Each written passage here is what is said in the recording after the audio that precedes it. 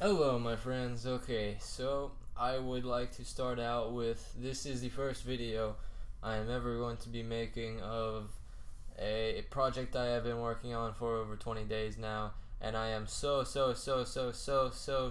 glad to finally have it being um, announced. So, what I'm going to start out with is I'm going to basically just show you all the functions of this program so far that I'm building. And I've been working on this project for over 20 days, and this whole entire screen you see right here that is just green and it's so messy and everything. Okay, this is just a debugging screen. It doesn't really mean a whole lot, and it just means that this is where I tested some of the functions I developed and have been developing. So the next time you see a video of the next progress video I make of this, or that came out wrong, but you know what I mean, the next video for progress you see of this program, this Raptor API, it will probably have a lot of these things off the screen but still in the programming because I've already tested them and you don't need to see them again. So I am just going to basically run through everything, and this program is going to be a program which is activated either by voice or by commands. So a lot of programs like SwiftKit or like RuneScript, they are focused on playing the game and then being able to use a bunch of tools while you're playing the game. But I saw a flaw with these systems that people are making. You have to quit RuneScape to actually use the tools. I thought that it would be great to use the program and a better version of it, because I'm making these functions so much more advanced than SwiftKit and all the other programs out there. I'm making all of these functions so much more advanced, and you will never have to lift your mouse at all to get results from any of these functions, because I am doing voice recognition with this program. So I will eventually incorporate that, but for now, with my debugging screen, you will not see that. So for example, if you wanted to activate any of these functions, you would say Raptor API, and then you would say the command that you want the program to do. And in some circumstances, like if you needed to enter in a username, you would not like say A. No, you would not say that. You would type it in then in that case. But for any other function, like if you wanted to ask Raptor, hey, at what level do I stop burning lobsters, then the program would return that value to you, and the program would not only like return it back to you in a voice, but it would also add it to the transcript. So if you didn't understand what the program said, or you forgot what it was, you can just go back into this transcript, which is a text version, which you will be able to see the answer anyways. But ideally, you will be able to talk to the program, and then the program will talk back to you while you are playing RuneScape. So you can say, what level do lobsters stop burning, and then the program would respond back 74 or something. So without further ado, let us get into the function put in. Okay, so let's go and continue on, and here we go. We have the first thing right here. Okay, this is an item catalog function basically. So I have it all. I have everything done so far. So we're going to search up bolts, which is 3. So we're going to type in 3 in the category, load category. Okay, it's loaded. Okay, now we're going to search the alpha value, and the way, let me just show you how it works on actually wait, no, it's not there.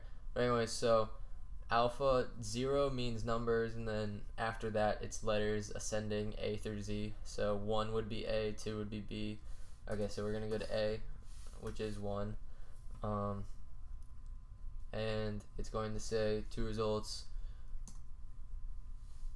and then those 2 results we have to actually get them. So here we go, category 3, and we have adamant bolts. ascension bolts, and that's it. 2 results, remember?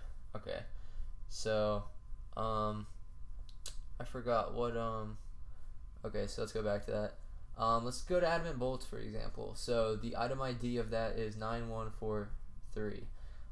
Name is adamant bolts. Description, adamantite crossbow bolts. Members object, it's not said because we have not loaded all the information from it, because basically this is just a little search. Will not tell you all the information yet, but 9143. So let's type that into my load item from ID 9143, and it tells you adamant bolts. Description, adamantite crossbow bolts. It is a members object, item type, bolts, and then it tells you this, and then it tells you the URL or the image link to the sprite, which is what you would find in the inventory, the little image of the adamant bolt in the inventory. It would tell you the big, large icon for it, which is detailed, and then it also has price information, like price is 79. It's gone up 1 GP in the past day, and then past 30 days it's gone up 12%, past 90 days it's gone down 11%, past 180 days it's gone down 4%. So that's basically, and you would say, for example, if you wanted to look it up without doing any of this, you would just say Raptor adamant bolts, and then it would tell you all that information. So let's go to the next thing. So let's load up my username, and then I have high scores completely working. Basically, it goes from everything from overall level to attack level to divination level to activities such as World Event 2 contribution or the old bounty hunter scores. So right now I have all of that programmed, but for the test, this is my debugging screen, and for testing purposes only, I am just appending the overall level. So it's gonna tell me my overall level, which is 1917, and then here's my friend. Oops, that thing was in the way. Okay, we're gonna load up my friend, and that's his overall level. Okay, so now we are going to go to my friend's recent events. So we're gonna press load events. So this is the stuff he did recently. He killed a monster boss in Daemonheim. He reached level 20 floor on Dungeoneering, and then ignore these little Unicode values that say like and a post. What it says is Daemonheim's history uncovered, 5 volumes found. I've uncovered volume 10 of Daemonheim story. Friday the 3rd of January 2014, which is today. Okay, and then 600 songs unlocked, etc. And then he leveled up a couple things, and that's all his recent events. We could also do it for other people too.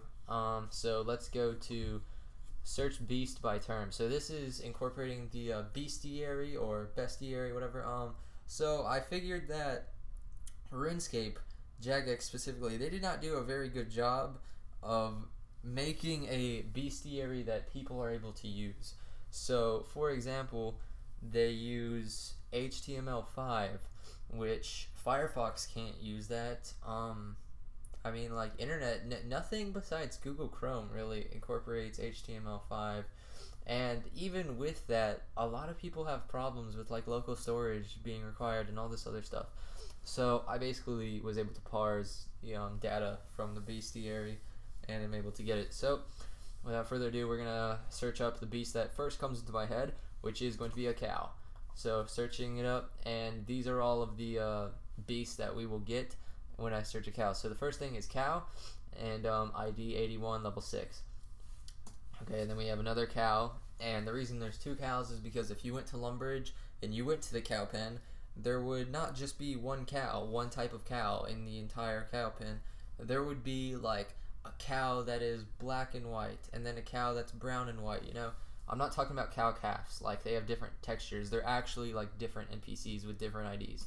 So that we have 3 cows, a cowardly bandit, a cow calf, a coward in armor, coward with bow, undead cow, plague cow, a unicow, and then a zombie cow, an armored cow thing. I have no idea what that is. Apparently it's an NPC.